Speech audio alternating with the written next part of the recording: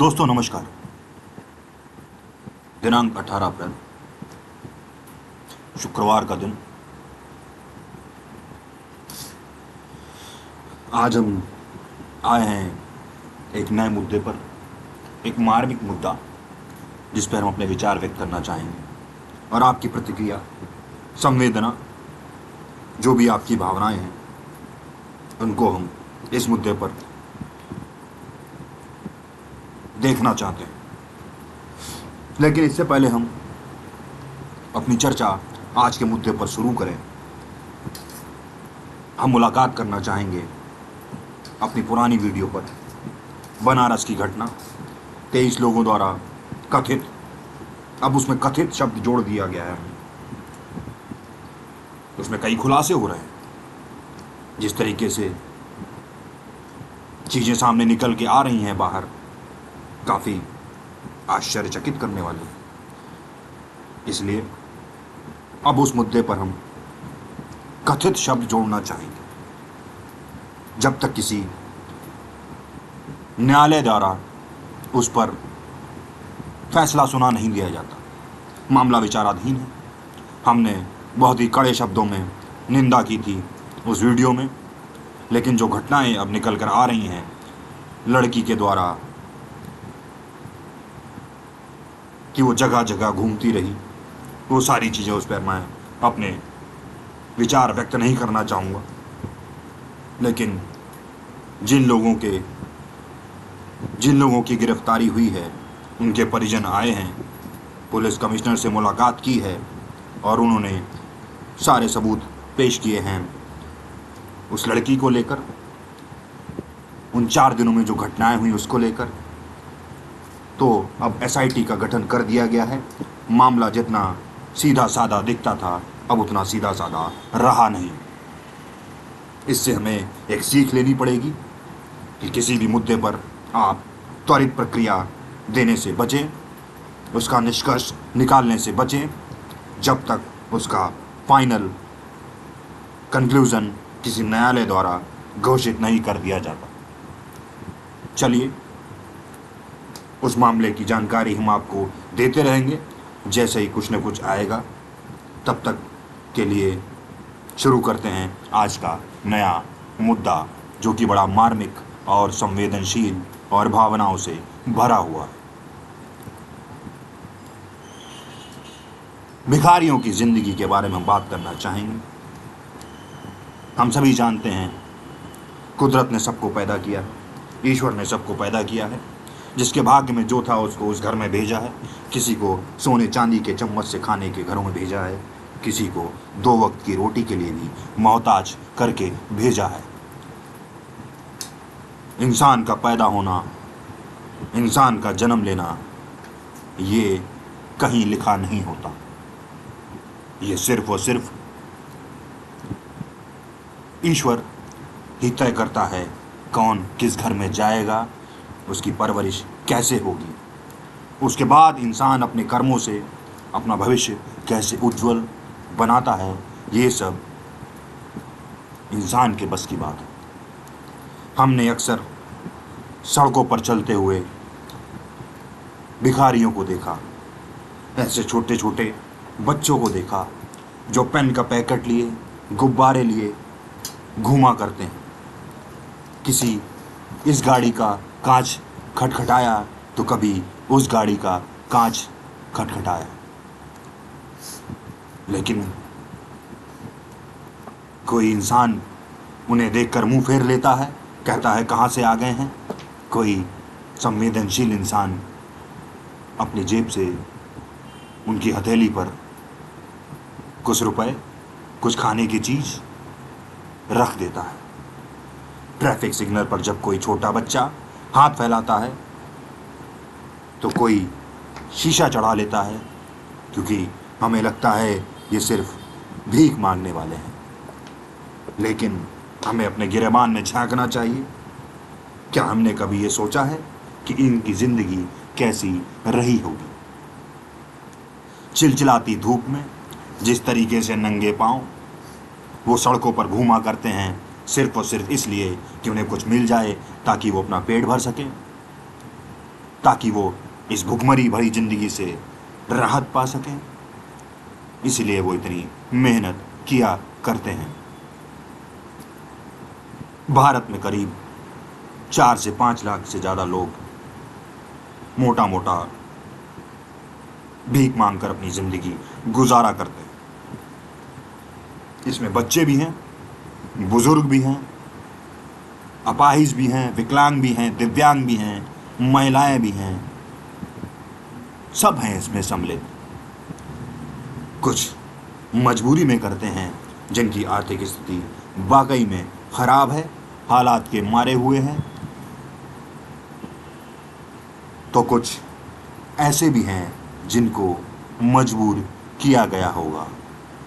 Child trafficking के cases हमने काफ़ी सुने हैं।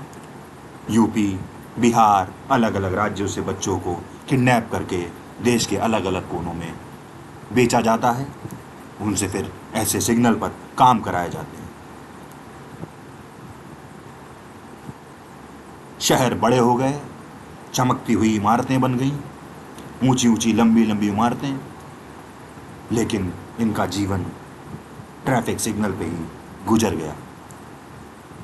ये वहीं के वहीं रह गए, फुटपाथ पर थे, फुटपाथ पर से उठे और फुटपाथ पर ही सो गए। सुबह फिर किसी लाइट की रोशनी, किसी गाड़ी की रोशनी, किसी गाड़ी की रोशनी, किसी गाड़ी के हॉर्न की आवाज़ से उठे और फिर अपनी दैनिक प्रतिक्रिया में लग गए।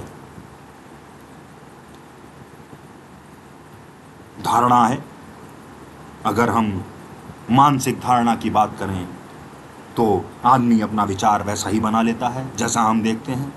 100 में से अगर हमें 1-2 केसेस ऐसे मिले जिसमें लोग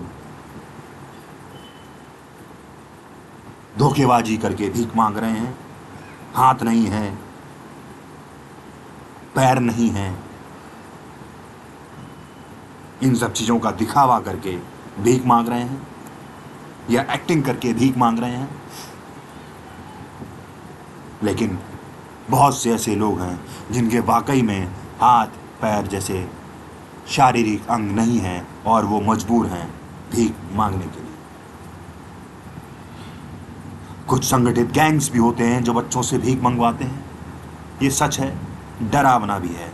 चाइल्ड ट्रैफिकिंग की बात हमने आपको पहले ही बता चुके हैं।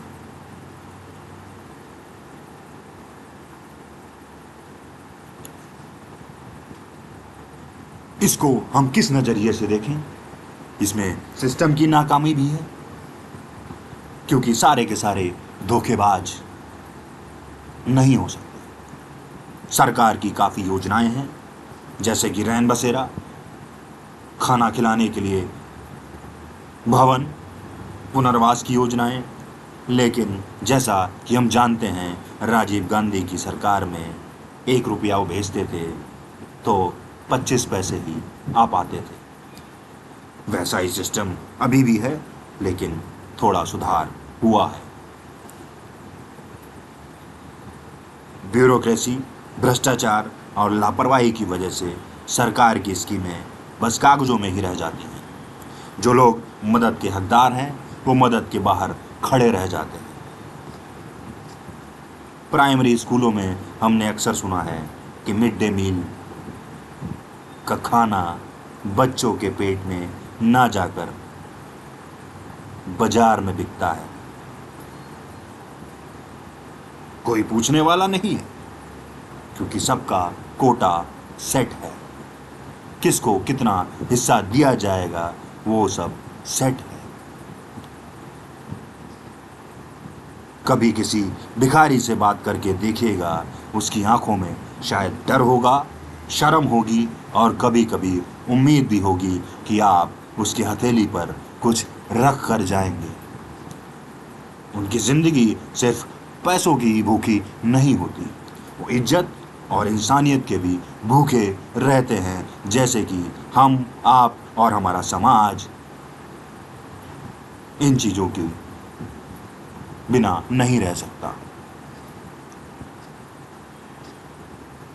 हम सब बदलाव चाहते हैं, और अक्सर बात करते हैं ये बदलना चाहिए, वो बदलना चाहिए, ये कमी है, वो कमी है, तो आशा करता हूँ बदलाव हमसे शुरू होगा।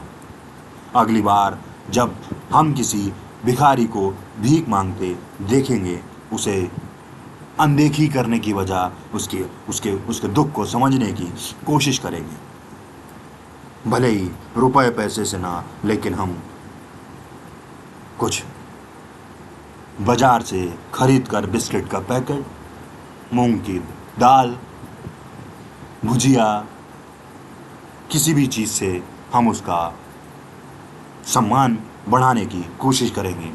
अक्सर हमारी मानसिकता है हमने इसको रुपए दिए और इसने जाकर नशा कर लिया। इससे बेहतर है हम कुछ बाजार से लाकर उसको देंगे, क्योंकि कोई भी इंसान गरीबी में पैदा हो सकता है, लेकिन इज्जत से जीने का हक सबको होता है।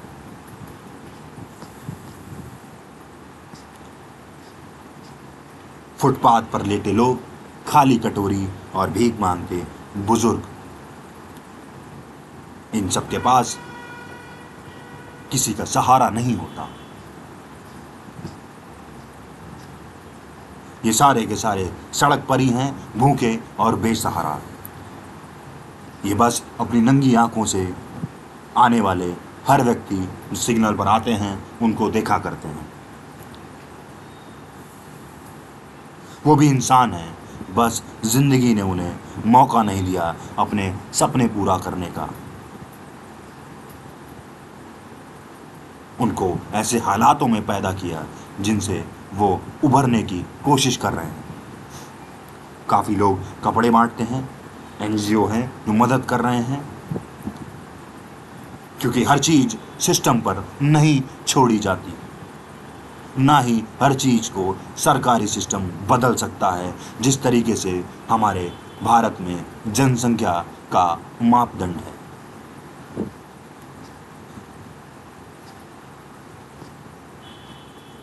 समाज वही सच्चा है जो अपने से कमज़ोर लोगों को भी सम्मान देता है। अगर आप सत्ता में हैं, अगर आप शक्ति में हैं, अपने से नीचे वालों का सम्मान कीजिए।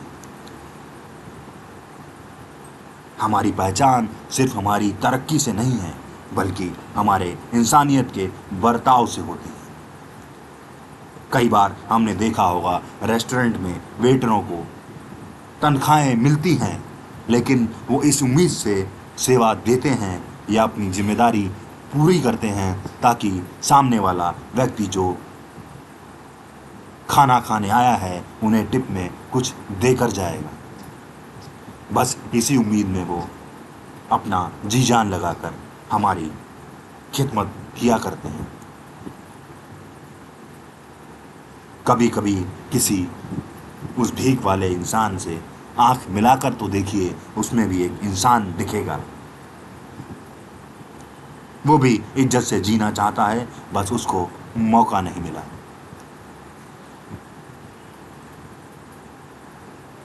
अगर आप, जैसा मैंने बताया है, पैसा ना देना चाहें तो आप खाना दे दीजिए, कपड़े दे दीजिए,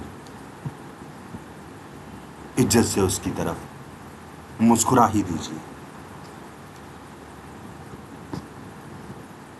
आशा करता हूँ आपको आज का मुद्दा पसंद आया होगा और आप अपने जीवन में बदलाव लाने की कोशिश करेंगे। जब कभी भी ऐसी सिचुएशन से आपका सामना होगा तो आपकी नज़र उस इंसान की नज़रों से मिलेगी, तब आपको ये हमारा संदेश याद आएगा और आप पैसे से ही ना सही सम्मान की नज़र से उसकी तरफ देखेंगे, इसकी बजाय शीशा ऊपर करने से बचेंगे। दोस्तों, धन्यवाद।